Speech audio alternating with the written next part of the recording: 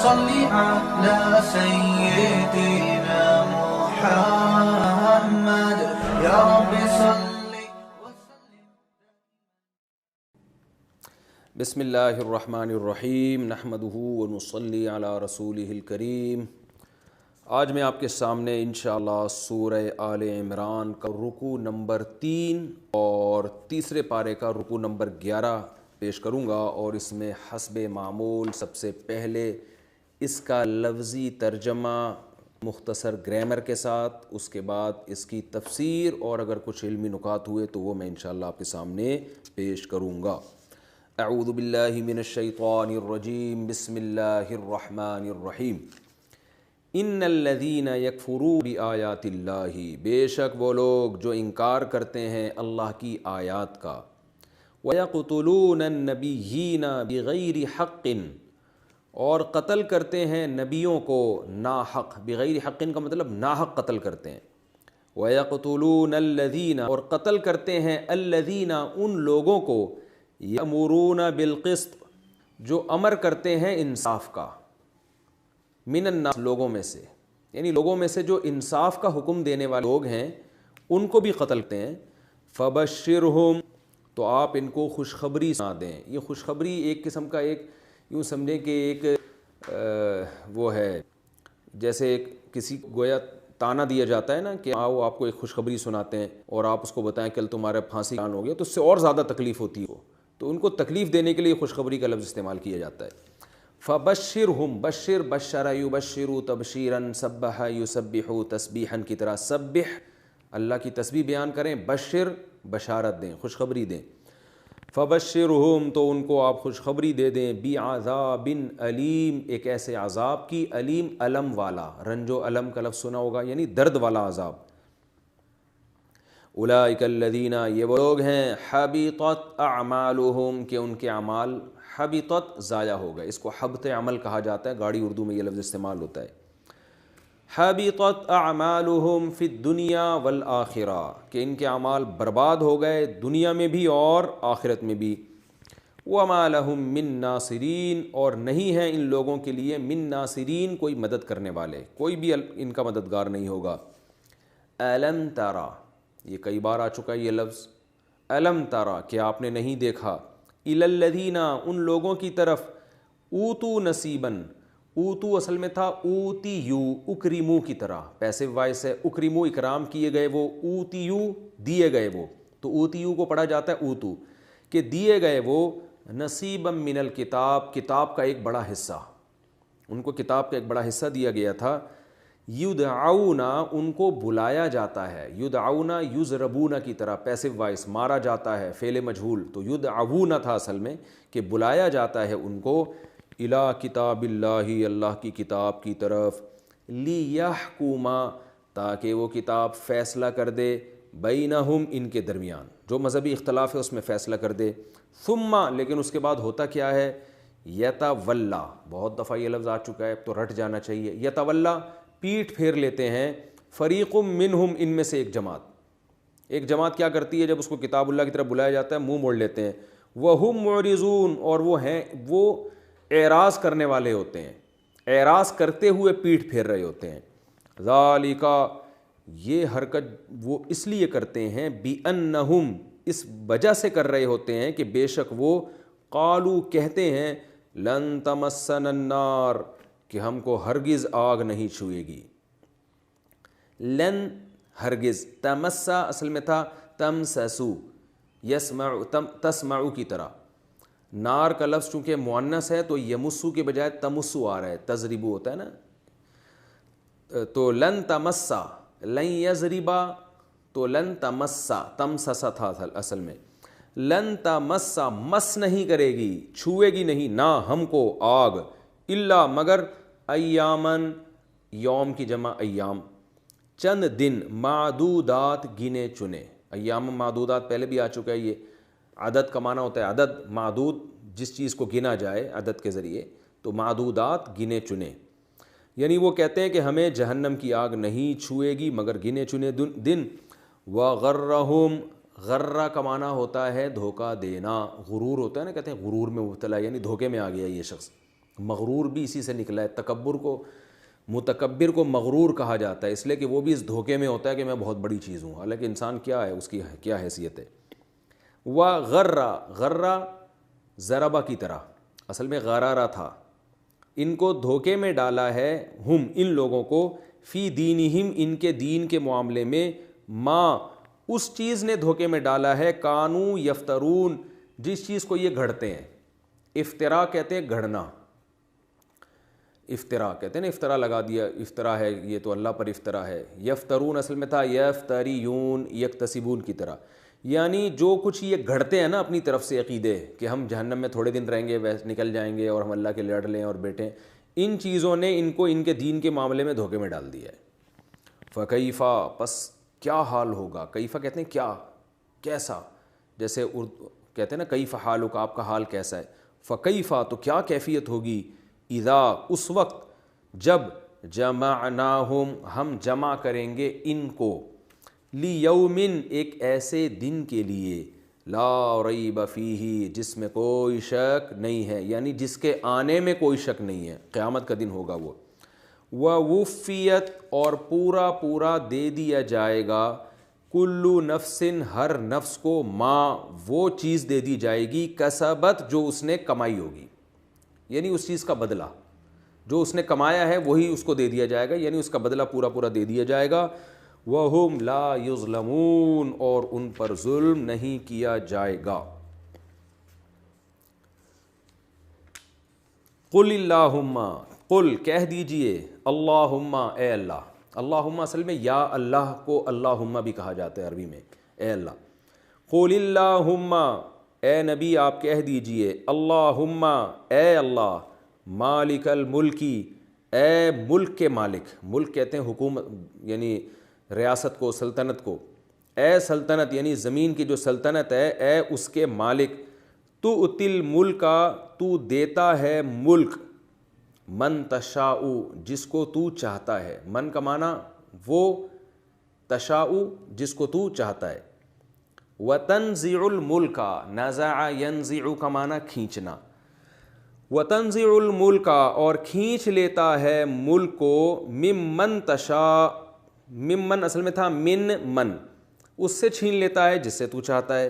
وتعز من تشاء اعز یعز اعزازا، اکرم یکرم اکراما کی طرح، اس کا معنی عزت دینا. اور وتعز من تشاء اور جس کو چاہتا ہے تو عزت دیتا ہے. وتذل من تشاء اور جس کو چاہتا ہے تو رسوا کر دیتا ہے. بیدک الخیر، بی کا معنی ساتھ، ید کا معنی ہاتھ، کا معنی تیرا، الخیر کا معنی خیر. بیدک الخیر، الخیر جو ہے بیدک تیرے ہاتھ میں. انک علی کل شیء قدیر بے شک تو ہر چیز پر قدرت رکھنے والا ہے. تولج اللیل فی النہار، اولج یولج ایلاجن کا معنی ہوتا ہے داخل کرنا، یعنی یلجو آتا ہے نا قرآن مجید میں، حتیٰ یلج الجمل فی سم الخیاط، کہ جب تک اونٹ سوئی کے ناکے میں داخل نہیں ہوگا اللہ ان کی مغفرت نہیں کرے گا. ایک مثال دی ہے قرآن نے. تو اولج یولج کا معنی داخل کرنا. تولج اللیل یہ اکرم یکرم کی طرح ہے، تولج اللیل تو رات کو داخل کرتا ہے، فی النہاری دن میں، وتولج النہار اور دن کو داخل کرتا ہے، فی اللیل رات میں. وتخرج الحی اور زندہ کو نکالتا ہے، من المیت مردہ سے، وتخرج المیت اور مردہ کو نکالتا ہے، من الحی زندہ سے. وترزق من تشاء اور رزق دیتا ہے جس کو تو چاہتا ہے، بغیر حساب بغیر حساب کے، یعنی بے پناہ رزق دیتا ہے جس کو تو چاہتا ہے. لا یتخذ المؤمنون، لا یتخذ نہ ٹھہرائیں، میں نے بتایا تھا نا لا یضرب، اسے چاہیے کہ وہ نہ مارے، تو یہاں یہی مطلب ہے. اتخذ یتخذ اتخاذا، اکتسب یکتسب اکتسابا کی طرح، اس کا معنی ہوتا ہے ٹھہرانا. جیسے قرآن میں آتا ہے واتخذ اللہ ابراہیم خلیلا، ابراہیم علیہ السلام کو اللہ نے دوست ٹھہرا لیا. تو لا یتخذ نہ ٹھہرائیں، المؤمنون مومن، الکافرین کافروں کو، اولیاء اپنا دوست، دوست ولی نہ بنائیں ان کو، من دون المؤمنین مومنین کو چھوڑ کر. دون کا معنی ان کے علاوہ، یعنی مومنین سے ہٹا کے ان سے دوستیاں مت لگائیں. وَمَن يَفْعَلْ ذَلِكَ، اور جو بھی یفعل کرے گا ذالک یہ کام، فَلَيْسَ مِنَ اللَّهِ فِي شَيْءٍ، تو نہیں ہے وہ اللہ کی طرف سے کسی بھی چیز میں. یہ ایک محاورے کے طور پہ استعمال ہوتا ہے، یعنی پھر اللہ کا اس سے کوئی تعلق نہیں ہے، پھر اللہ سے اس کی دوستی ختم. تو فلیس نہیں ہے من اللہ فی شیء، پھر اللہ کی طرف سے اس کا معاملہ خراب ہے، کچھ بھی نہیں ہے پھر وہ. الا، ہاں ایک صورت میں تمہیں دوستی لگانے کی اجازت ہے، ان تتقوا، کہ تم ڈرو، منہم ان سے، تقاہ ڈرنا. تقا یہ تقویٰ کو کہتے ہیں، بچنے کو، ڈرنے کو کہتے ہیں. تمہیں کوئی خوف ہو، مجبوری ہو تو ایک الگ بات ہے. وَيُحَذِّرُكُمُ اللَّهُ حَذَّرَ يُحَذِّرُ تَحْذِيرًا، اس کا معنی ہے کہ بچانا یا ڈرانا. قرآن میں آتا ہے نا خُذُوا حِذْرَكُمْ، اپنے بچاؤ کو لازم پکڑو. وَيُحَذِّرُكُمُ اللَّهُ، اللہ تمہیں ڈراتا ہے نفسہ، اپنی ذات سے. وَإِلَى اللَّهِ الْمَصِيرُ، اور اللہ ہی کی طرف لوٹ کر جانا ہے. قل، اے نبی ان سے کہہ دیجئے، ان تخفوا، اگر تم چھپاؤ گے. اخفا یخفی اخفاءً کا معنی چھپانا، اخفا یا یخفی اخفاءً تھا اصل میں، اکرم یکرم کی طرح. اگر تم چھپاؤ گے ما فی صدورکم، اس چیز کو جو تمہارے سینوں میں ہے، یعنی دل میں اب باتیں چھپاؤ گے، غلط ارادے کرو گے. او تبدوہ، یا تم اس کو ظاہر کر لو گے. ابدا یبدی، ابدا یا یبدیو ابداون تھا اصل میں، ابدا و یبدیو، اکرم یکرم کی طرح اس کو ابدا یبدی پڑھا جاتا ہے. تو تبدو اصل میں تبدیو تھا، تکرمو کی طرح. یا تم اس کو ظاہر کرو گے، یعلمہ اللہ، اللہ اسے بھی جان لے گا. وَيَعْلَمُ مَا فِي السَّمَاوَاتِ، اور وہ اللہ جانتا ہے جو کچھ آسمانوں میں ہے. وَمَا فِي الْأَرْضِ، اور جو کچھ زمین میں ہے. وَاللَّهُ عَلَى كُلِّ شَيْءٍ قَدِيرٌ، اور اللہ ہر چیز پر قدرت رکھتا ہے. یوم تجد، یہ اس وقت ہوگا، یعنی اللہ یہ سب چیزیں جانے گا، جانتا تو ابھی بھی ہے، یعنی اس کا جو بدلہ دے گا یہ اس وقت دے گا. تجیدو کلو نفسن، جس دن پائے گا ہر نفس. وجد یجد وجدانا، اس کا معنی ہوتا ہے پانا، جیسے موجود اس چیز کو کہتے ہیں جو آپ پا رہے ہوتے ہو، تو جس کو انگلش میں فاؤنڈ کہتے ہیں. تو یوم تجیدو اصل میں توجیدو تھا، تسمع تضربو کی طرح.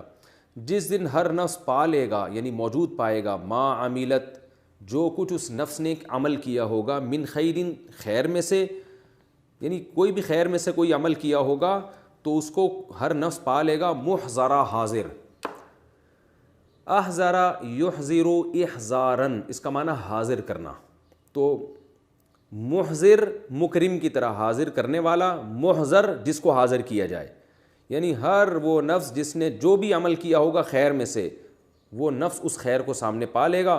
وما عملت، اور اس جس نے بھی عمل کیا ہوگا، من سوء، کوئی برائی، یعنی یہ جملہ محذوف ہے کہ اس کو بھی پالے گا، یعنی آپ نے کوئی اچھائی کی ہوگی اس کو بھی پالیں گے. وما عملت من سوء، اور اگر جو کچھ کیا ہوگا من سوء، برائی میں سے، اس کو بھی پالے گا. تودو، یہ تسمعو کی طرح ہے، تضربو کی طرح ہے. یضربو یضربان یضربون تضربو. تودو اصل میں تھا توددو، تسمعو کی طرح، محبت کرنا، چاہنا. تودو، یہ نفس چاہے گا. لو کا معنی کاش بھی ہوتا ہے، کہ کاش، ان بینہا، کہ کاش اس نفس کے درمیان، و بینہو، اور اس کے اس عمل کے درمیان، امدم بعیدہ، بہت بڑی مدت ہوتی، بہت زیادہ. امد کا معنی فاصلہ، مدت، بہت بعید فاصلہ ہو جائے کسی طرح.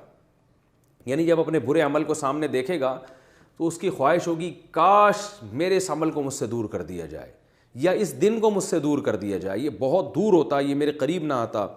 وَيُحَذِّرُكُمُ اللَّهُ نَفْسَهُ، اور اللہ تمہیں بچاتا ہے، ڈراتا ہے اپنے آپ سے، یعنی ڈراتا ہے اپنے آپ سے. وَاللَّهُ رَؤُوفٌ بِالْعِبَادِ، اور اللہ بڑا مہربان ہے، رؤوف ہے، بالعباد، اپنے بندوں کے ساتھ. یہ تو اس کا لفظی ترجمہ ہو گیا، اور اب ہم انشاءاللہ اس کے جو ہے وہ تفسیر کی طرف چلتے ہیں.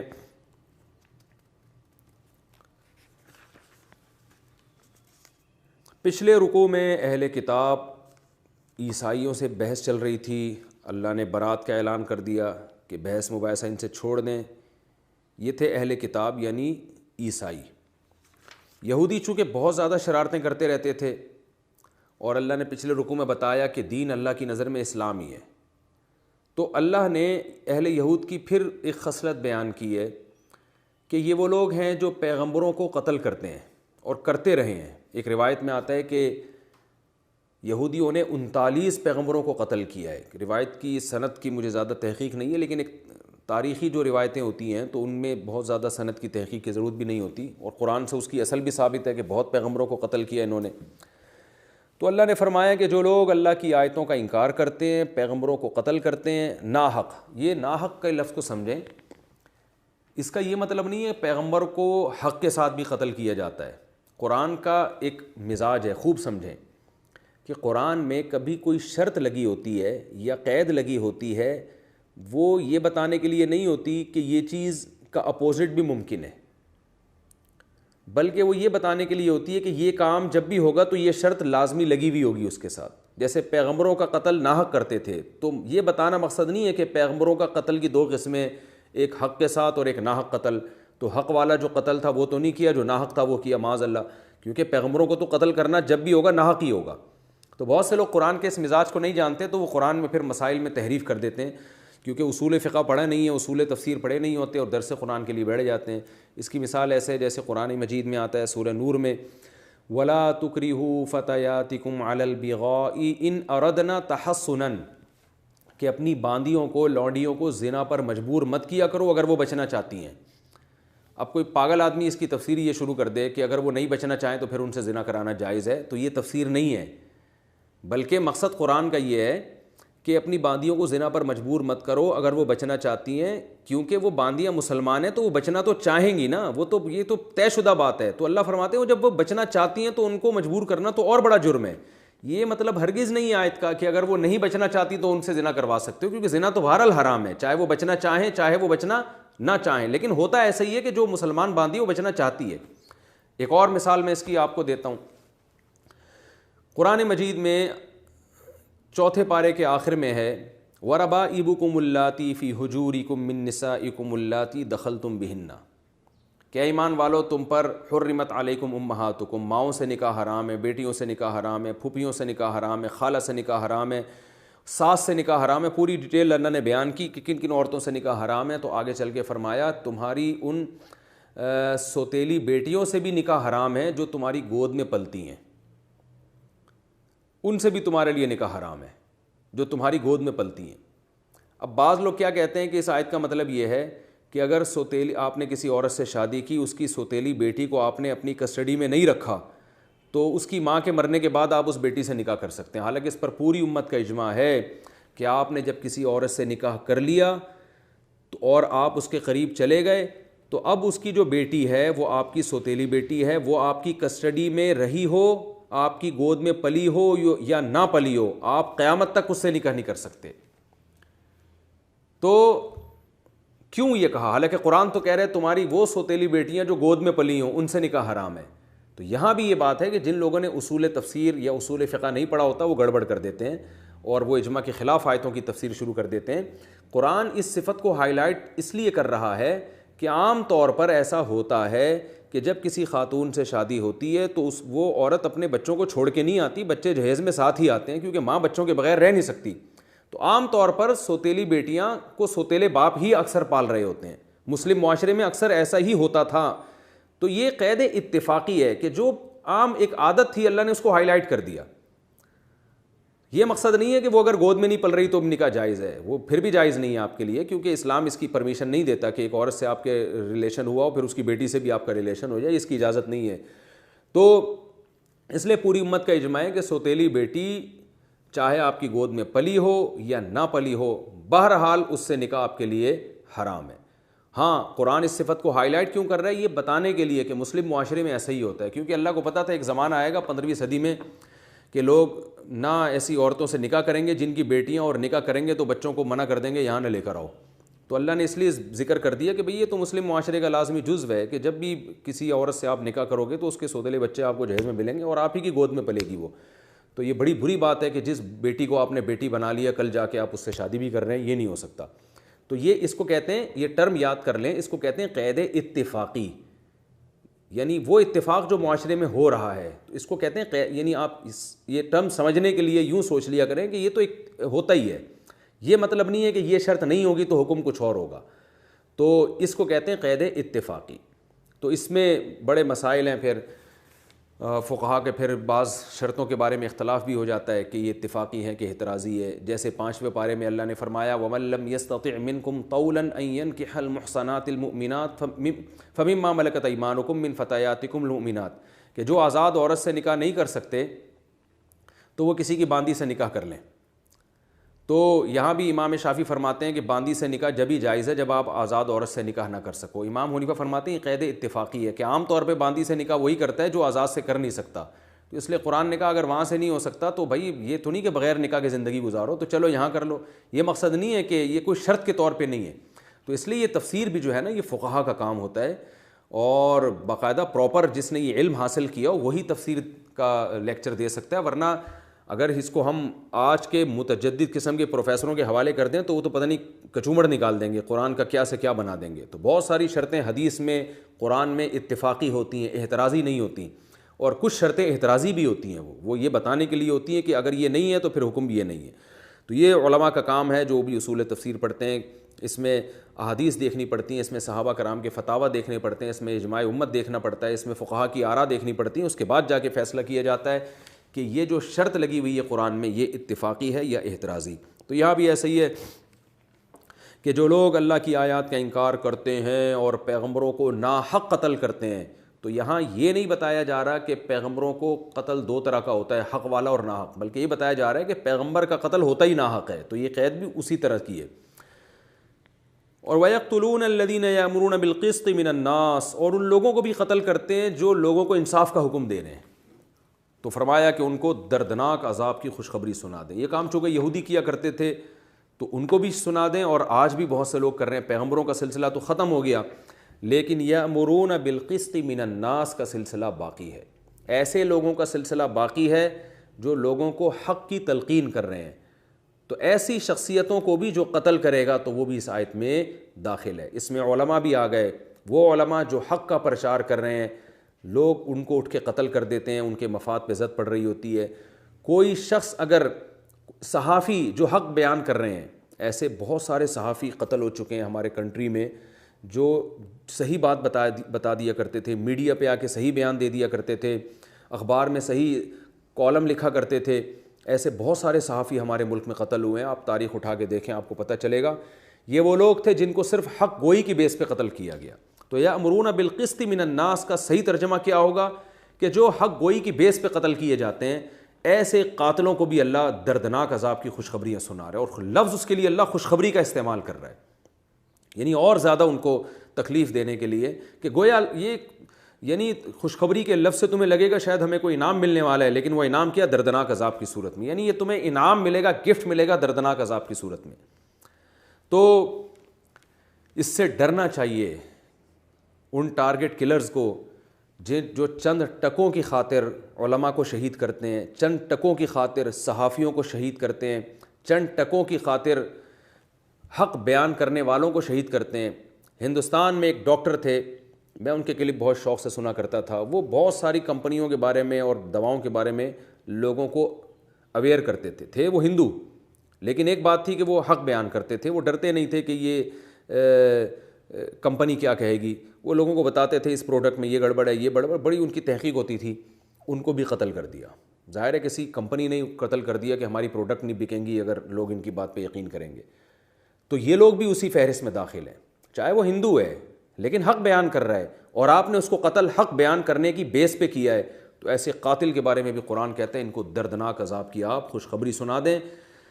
اولئک الذین حبطت اعمالہم، تو کوئی بھی پیغمبر کو قتل کرے یا حق گوئی حق بات بیان کرنے والے کو قتل کرے حق کی بیس پر، تو اللہ فرماتے ہیں یہ وہ لوگ ہیں حبطت اعمالہم فی الدنیا والآخرہ، ان کے دنیا میں بھی اعمال برباد اور آخرت میں بھی اعمال برباد، یعنی کوئی کام انہوں نے آخرت کے لیے کیا ہوگا وہ بھی ضائع ہو گیا، دنیا کے لیے کیا ہوگا وہ بھی ضائع ہو گیا، تو اللہ ان کے عمل سے برکتوں کو چھین لیتے ہیں۔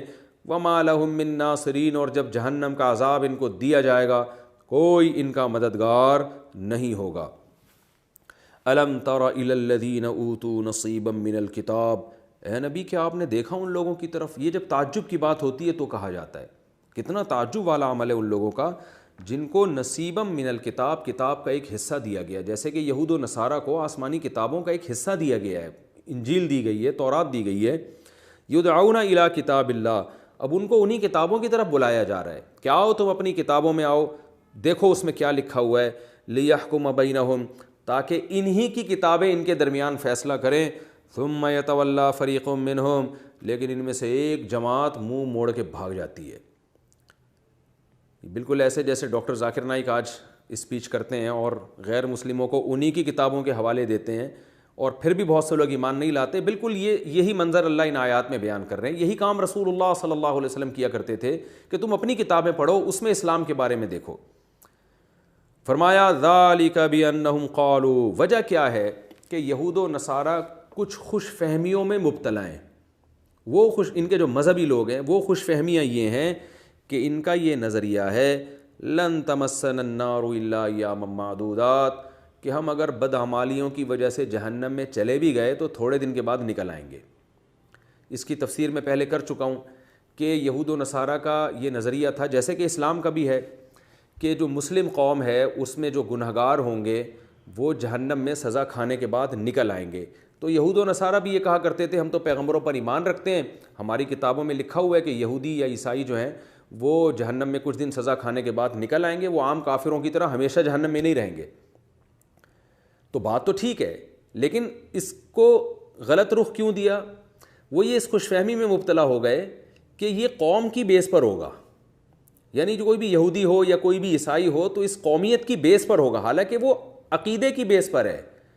آج بھی اگر کوئی شخص شناختی کارڈ میں اپنے آپ کو مسلمان کہتا ہے اور اپنے آپ کو مسلم لکھواتا ہے لیکن عقیدہ وہ نہیں ہے جو قرآن نے بتایا ہے، تو وہ بھی اس خوش فہمی میں مبتلا نہ ہو کہ وہ جہنم سے ایک دن نکل آئے گا، بلکہ وہ ہمیشہ ہمیشہ کی جہنم کی آگ میں، کیونکہ مسلم کہلا دینا کافی نہیں ہے، مسلم قوم میں شامل ہونا کافی نہیں ہے، وہ عقیدہ رکھنا ضروری ہے جو اللہ نے اہل اسلام کا عقیدہ بیان کیا ہے، اور اس عقیدے کی بیس کیا ہے؟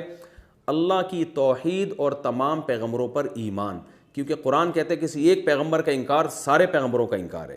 تو یہود و نصارہ کو قرآن یہ بتا رہا ہے کہ یہ جو اللہ نے وعدہ کیا تھا کہ ایک نہ ایک دن جہنم سے نکلو گے، یہ یہودی لفظ یا عیسائی لفظ یا مسلم لفظ کی بیس پہ نہیں ہے، بلکہ یہ اس عقیدے کی بیس پر ہے جس کا اللہ نے تورات میں بھی حکم دیا، انجیل میں بھی اور قرآن میں بھی۔ اور وہ عقیدہ کیا ہے کہ خدا کی وحدانیت، عیسیٰ ابن مریم کو آپ اللہ کا بیٹا نہیں کہہ سکتے۔ دوسری بات، تمام پیغمبروں پر ایمان، ان پیغمبروں پر بھی جو تمہاری کتابیں لے کر آئے اور ان پیغمبروں پر بھی جن کا تمہاری کتابوں میں تذکرہ ہے۔ تورات میں عیسیٰ علیہ السلام اور محمد صلی اللہ علیہ وسلم کا تذکرہ، اور انجیل میں محمد صلی اللہ علیہ وسلم کا تذکرہ۔ تو ان کتابوں کا انکار کر کے تم نہ حقیقی معنوں میں یہودی رہے ہو، نہ حقیقی معنوں میں تم عیسائی رہے ہو، تو یہ تمہاری خوش فہمی ہے کہ قومیت کی بیس پر اور نسل کی بیس پر اللہ تمہیں جنت میں داخل کرے گا۔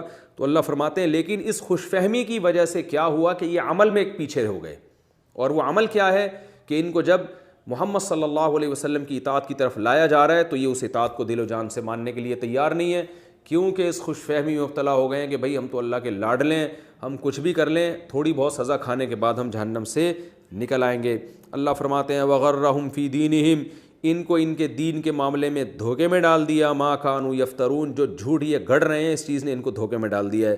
فکیف اذا جمعناہم، یہ تو کہتے ہیں تھوڑے دن میں نکل آئیں گے، لیکن اس وقت کیا حالت ہوگی جب ہم ان سب کو جمع کریں گے ایک ایسے دن کے لیے لا ریب فیہ، جس کے وقوع میں کوئی شک و شبہ نہیں ہے، ووفیت کل نفس ما کسبت، اور جس نے جو کچھ کیا ہوگا اس کا پورا پورا بدلہ ان کو دے دیا جائے گا، اور ان پر ظلم نہیں کیا جائے گا۔ تو کفر کا بدلہ تو پورا پورا ہمیشہ کی جہنم ہے، یہ بدلہ ان کو دیا جائے گا، اور یہ اللہ کی طرف سے ظلم نہیں ہوگا، جیسا عمل کیا وہی بدلہ ان کو دیا جا رہا ہے۔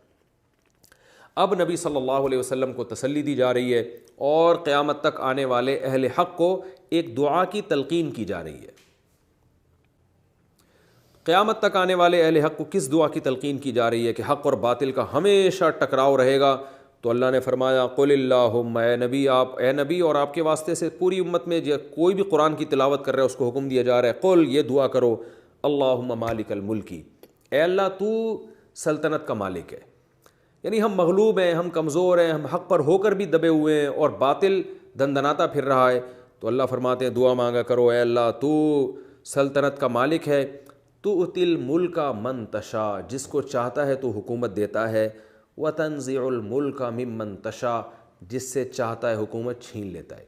تو ان ناکامیوں کے نقشوں میں بظاہر تو ایسا لگ رہا ہے کہ ہم ہمیشہ پستے ہی رہیں گے اور مغلوب ہی رہیں گے، لیکن اے اللہ تو اسباب کا محتاج نہیں ہے، جس کو چاہتا ہے حکومت اس کے حوالے کر دیتا ہے، تو اہل ایمان کو اور اہل حق کو حکومت عطا فرما۔ وَتُعِزُّ مَن تَشَاءُ وَتُذِلُّ مَن تَشَاءُ، اے اللہ تو ظاہری نقشوں کا محتاج نہیں ہے، آج جو لوگ کمتر سمجھے جاتے ہیں تو چاہے تو ان کو عزت دے دے، لہذا تو جس کو چاہتا ہے عزت دیتا ہے، جس کو چاہتا ہے ذلیل کر دیتا ہے۔ بِیَدِکَ الْخَیْرُ، تیرے ہاتھ میں بادشاہی ہے، اِنَّکَ عَلیٰ کُلِّ شَیْءٍ قدیر، تو ہر چیز پر قدرت رکھتا ہے۔ آپ سوچ سکتے ہیں کہ اس میں دعا کے الفاظ تو ہے نہیں کہ اللہ ایسا کر دے، ایسا کر دے، ہمیں حکومت دے دے، ہمیں عزت دے دے، یہ تو ہے نہیں۔ تو اصل میں اللہ کو اس کی صفات کا واسطہ دیا ہے یہ بتانے کے لیے کہ جب تو یہ کر سکتا ہے تو ہم تجھی پر اعتماد کرتے ہیں، تو ہی ہمارے لیے یہ سارے اسباب اختیار کرے گا۔ دعا مانگنے کا بعض دفعہ طریقہ یہ ہوتا ہے کہ آپ سامنے والے کی صفات بیان کرنا شروع کر دیں، وہ خود ہی سمجھ جاتا ہے کہ تم مجھ سے کیا مانگ رہے ہو۔ جیسے کوئی بھکاری کسی سیٹھ کے پاس آئے اور مانگے نہیں بلکہ یہ کہے کہ آپ کو اللہ نے بڑا نوازا ہے، اور جب بھی کوئی سائل آپ کے در پہ آتا ہے تو آپ اس کو ضرور عطا کرتے ہیں، تو اگر وہ واقعی سخی ہوگا تو مانگے بغیر عطا کر دے گا۔ تو یہ بھی مانگنے کا ایک طریقہ ہے جو اللہ نے بتایا کہ صرف دعا میں اللہ کی صفات کو ہائی لائٹ کر دیا جائے تو اللہ اس پہ بھی عطا فرما دیتے ہیں۔ تولج اللیل فی النہار، تیری یہ قدرت ہے کہ تو رات کو دن کے اوقات میں اور دن کو رات کے اوقات میں داخل کرتا ہے۔ کیسے اللہ کی قدرت ہے، راتیں لمبی ہو جاتی ہیں، دن چھوٹے ہو جاتے ہیں، دن لمبے ہو جاتے ہیں، راتیں چھوٹی ہو جاتی ہیں۔ وَتُخْرِجُ الْحَيَّ مِنَ الْمَيِّتِ، مردوں سے زندہ کو نکال دیتا ہے۔ جیسے انڈے کو دیکھیں آپ، کوئی حیات نہیں ہے، کیسے تھوڑے دنوں میں اس میں چونچ پیدا ہوتی ہے، دل دھڑکنے والا، گردے اور یہ ساری وہ چوں چوں چوں کرتا ہوا باہر نکل آتا ہے۔ بہت ساری ایسی ہم دیکھتے ہیں کہ مردہ چیزوں سے اللہ زندہ بناتا ہے اور زندوں سے مردہ پیدا کرتا ہے۔ وَتَرْزُقُ مَن تَشَاءُ بِغَیْرِ حساب، جس کو چاہتا ہے بے حساب روزی دیتا ہے۔ تو آج اہل حق معاشی بدحالی کا بھی شکار ہیں، تو چاہے تو ان کو اپنے خزانوں سے روزی بھی عطا کر سکتا ہے۔ تو اس دعا کی ہمیں تلقین کی گئی ہے تاکہ ہمیں حق پر قائم رہنے میں مدد ملے اور ہم اپنی گوٹ اللہ کے حوالے کر دیں۔ آگے اللہ نے فرمایا لا يتخذ المؤمنون الکافرین اولیاء من دون المؤمنین، کہ ایمان والو جب تم ایمان پر آئے ہو تو ایک بات کا خیال کرو کہ مومن لوگ مومنین کو چھوڑ کر کافروں سے دوستیاں نہ لگائیں۔ اولیاء یہ ولی کی جمع ہے، جگری دوست کو کہتے ہیں، قریبی دوست کو کہتے ہیں۔ وَمَن يَفْعَلْ ذَلِكَ، جو یہ کام کرے گا فَلَيْسَ مِنَ اللَّهِ فِي شَيْءٍ، تو پھر اللہ کا اس سے کوئی تعلق نہیں ہے۔ یعنی آپ صرف ظاہری طور پر ایمان اور اعمال صالحہ کا لبادہ نہ اوڑیں، دلی جذبات بھی آپ کے اہل حق کے ساتھ ہونے چاہیے۔ ظاہر اہل ایمان اہل حق ہیں تو ان کے ساتھ ہونے چاہیے۔ اللہ کے دشمنوں سے آپ دوستیاں لگا رہے ہیں اور اپنے جو اہل ایمان ہیں ان کو آپ نظر انداز کر رہے ہیں، تو اس کا مطلب یہ ہے کہ یہ صرف گیٹ اپ ہے آپ کا، دل سے آپ، یہ دنیا میں ایسا ہوتا نہیں ہے کہ آپ اپنے محبوب کے دشمنوں سے دوستی رکھیں۔ جو آپ کے محبوب ہیں آپ ان کے دوستوں کو دوست بناتے ہو اور ان کے دشمنوں کو دشمن بناتے ہو۔ اس لیے قرآن نے کہا کہ مومن کو اس کی اجازت نہیں ہے کہ وہ اللہ کے دشمنوں سے دلی دوستیاں لگائیں۔ الا ان تتقوا منہم تقا، ہاں اگر تمہیں ان سے کوئی ڈر ہے، خوف ہے، تو ظاہری طور پر وہ پھر دوستی لگائی جا سکتی ہے۔ ڈر اور خوف کی مثالیں کہ بہت ساری موقعوں پر انسان کو اس کی ضرورت ہوتی ہے۔ آپ کہیں جاب کرتے ہیں، یا جیسے نبی صلی اللہ علیہ وسلم نے یہودیوں سے ایگریمنٹ کیے، آپ صلی اللہ علیہ وسلم مدینہ میں کمزور تھے، لڑائی کی طاقت نہیں تھی، تو بنو قریظہ، بنو نذیر سے آپ صلی اللہ علیہ وسلم نے دوستیاں ای معنی میں کہ ان سے جنگ بندی کے معاہدے ہوئے ہیں۔ تو یہ دوستی اور طرح کی دوستی ہے، یہ خوف کی وجہ سے ہے کہ ان کا غلبہ ہے اور ہم جو ہے وہ دوستی لگائے بغیر، یہ تو ایک سیاست ہے نا۔ یہ تو دنیا میں آپ نے دشمن ملکوں کو بھی دیکھا ہوگا، بڑی بڑی سپر طاقتوں کو بھی دیکھا ہوگا کہ ان کی ایک دوسرے سے دشمنیاں بھی ہوتی ہیں لیکن ساتھ ساتھ وہ دوستیوں کے ہاتھ بھی بڑھا رہے ہوتے ہیں، کیونکہ کچھ ٹاسک ایسی ہوتی ہیں جو مشترک ہوتی ہیں۔ تو اسلام چونکہ دین فطرت ہے، وہ آپ کو معاشرے میں سروائیو کرنا سکھاتا ہے، چلنا سکھاتا ہے، تو ہر ایک سے ہر وقت لڑا نہیں جا سکتا، تو آپ کو بعض دفعہ ایگریمنٹ کرنے پڑتے ہیں، بعض دفعہ دوستی کرنی پڑتی ہے۔ تو یہ دوستیاں یہ دلی دوستیاں نہیں کہلاتی، یہ ایک دونوں کے اپنے مفاد ہوتے ہیں. وہ بھی آپ سے اپنے مفاد میں دوستی لگا رہا ہوتا ہے، جیسے یہودیوں نے مسلمانوں سے جو دوستی لگائی تھی، حالانکہ تو اسلام کے دشمن تھے، وہ دوستی بھی ان کے لیے اپنے فائدے کے لیے تھی. مسلمانوں نے ان سے دوستی کی اپنے فائدے کے لیے. تو یہ جو بین الاقوامی معاہدے ہوتے ہیں یا آپ کے نجی زندگی میں بھی اس طرح کے معاہدے ہوں، تو قرآن اس کی آپ کو اجازت دے رہا ہے. وجہ کیا ہے کہ اس کے بغیر آپ معاشرے میں سروائیو نہیں کر سکتے، لیکن کسی مجبوری کے بغیر اس کو اپنا دوست بنا لینا، جگری یار بنا لینا، جب کہ آپ کو پتہ ہے کہ وہ اللہ کا انکار کرتا ہے، تو اس کی آپ کو اللہ تعالیٰ ان آیتوں میں پرمیشن نہیں دے رہے، بلکہ اللہ ڈرا رہے ہیں. وَيُحَذِّرُكُمُ اللَّهُ نَفْسَهُ، اللہ تمہیں اپنی ذات سے ڈراتا ہے. وَإِلَى اللَّهِ الْمَصِيرُ، اور اللہ ہی کی طرف تم نے لوٹ کر جانا ہے. غیر مسلم سے دوستی کس صورت میں جائز ہے، کس صورت میں ناجائز ہے، وہ میں انشاءاللہ آپ کو ابھی بتا دیتا ہوں، کیونکہ اس رکوع میں کوئی زیادہ علمی نکات نہیں ہے. ایک غیر مسلم سے ہوتی ہے دلی دوستی، کہ اس کو آپ اچھا سمجھنا شروع کر دیں اس کے کفر کے باوجود.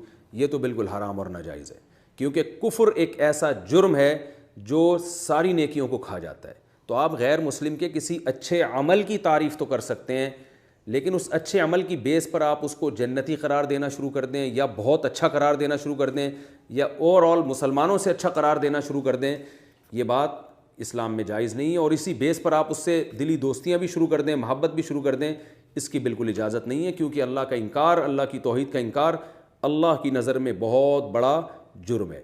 تو یہ تو بالکل جائز نہیں ہے. ہاں، دو مصلحتیں، کسی کو دین کے قریب کرنا ہو تو پھر اس سے خوش اخلاقی سے پیش آنا نہ صرف جائز بلکہ باعث ثواب ہے. اسی طرح کسی عام غیر مسلم پر آپ انسانی ہمدردی سے اگر احسان کرتے ہیں تو یہ بھی جائز ہے اسلام میں، لیکن اس میں شرط یہ ہے کہ وہ اسلام دشمن نہ ہو.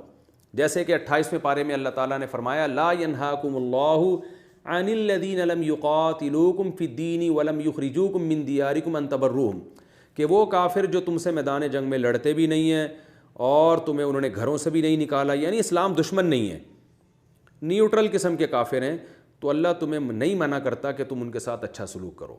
یعنی اللہ تمہیں پرمیشن دیتا ہے، بلکہ آگے ترغیب دی کہ اللہ انصاف کرنے والوں کو، اچھا سلوک کرنے والوں کو اللہ تعالیٰ پسند کرتے ہیں.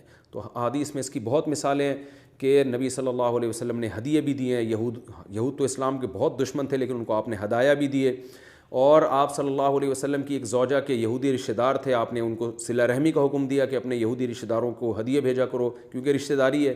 اور آپ کے والدین اگر غیر مسلم بھی ہوں تو قرآن حکم دے رہا ہے، پھر بھی ان کی آپ نے ان کے ساتھ اچھا سلوک کرنا ہے. تو جو اسلام دشمن نہیں ہے، دلی دوستی تو ان سے بھی لگانے کی اجازت نہیں ہے، لیکن اچھا سلوک کرنے کا بہرحال حکم ہے. دلی دوستی لگانے کی آپ کو قطعاً اجازت نہیں ہے، کیونکہ ایمان اور کفر یہ دوست نہیں ہو سکتے.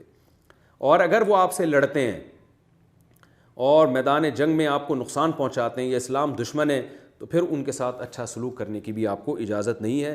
یہ قرآن کی جو بہت ساری مختلف قسم کی آیتیں ہیں ان کا میں نے آپ کے سامنے نچوڑ پیش کیا ہے، کیونکہ قرآن میں کہیں آتا ہے ان سے دوستی نہ لگاؤ، کہیں آتا ہے قرآن کہتا ہے کہ تم ان کے ساتھ اچھا سلوک کر سکتے ہو. تو ان تمام چیزوں کا حاصل یہی ہے جو علماء نے، جو مفسرین نے بیان کیا ہے، کہ دلی دوستی کی تو، دل سے محبت کی تو قطعاً اجازت نہیں ہے، کیونکہ کفر سے محبت کہلائی گئی ہے. اس کے کسی اچھے عمل کی تعریف بھی کی جا سکتی ہے، اس اچھے عمل میں کسی کو فالو بھی کیا جا سکتا ہے. اور رہا ہمدردی کی بات، اچھے اخلاق سے پیش آنا، تو اس میں غیر مسلموں کی دو قسمیں، ایک جو اسلام دشمن ہے ان سے اچھے اخلاق سے نہیں پیش آ سکتے آپ، نہ ہمدردی کر سکتے ہیں. اور جو اسلام دشمن نہیں ہے ان کے ساتھ آپ اچھے اخلاق سے پیش آ سکتے ہیں. قرآن میں آتا ہے قولوا للناس حسنا، جب بھی لوگوں سے ملو اچھے انداز سے ملو. تو اس میں مسلم غیر مسلم سب برابر ہیں اس میں. قل ان تخفوا ما فی صدورکم او تبدوہ یعلمہ اللہ، اللہ فرماتے ہیں ان آیتوں پر عمل کرو، دل میں چھپاؤ گے کوئی بات تو اللہ جانتا ہے. یعنی تم دل میں ارادہ کرو کہ ہم ان آیتوں پر عمل نہیں کریں گے تو اللہ کو خوب پتہ ہے، اور جو کچھ آسمانوں و زمینوں میں اللہ اس سے واقف ہے. اور ایک دن آنے والا ہے تجد کل نفس ما عملت من خیر محضرا، جو کچھ کرو گے اللہ کے سامنے موجود پاؤ گے، برائی بھی کرو گے تو موجود پاؤ گے. اور اس دن تمہاری یہ حالت ہوگی، تودو، ہر نفس یہ چاہے گا کہ اس کے اور اس کے برے عمل کے درمیان کاش طویل فاصلہ ہو، کاش یہ عمل اس کے سامنے نہ لا کے رکھا جاتا. وَيُحَذِّرُكُمُ اللَّهُ نَفْسَ، اللہ تمہیں پھر ڈرا رہا ہے اپنے آپ سے. وَاللَّهُ رَؤُوفٌ بِالْعِبَادِ، اللہ بندوں پر مہربان ہے. آپ کہیں گے مہربان ہے لیکن ڈرا کیوں رہا ہے؟ تو یہ ڈرانا ہی مہربانی ہے اس کی، وہ پہلے سے باخبر کر رہا ہے. اگر وہ مہربان نہ ہوتا تو عذاب دے دیتا اور ڈراتا نہیں پہلے اس عذاب سے.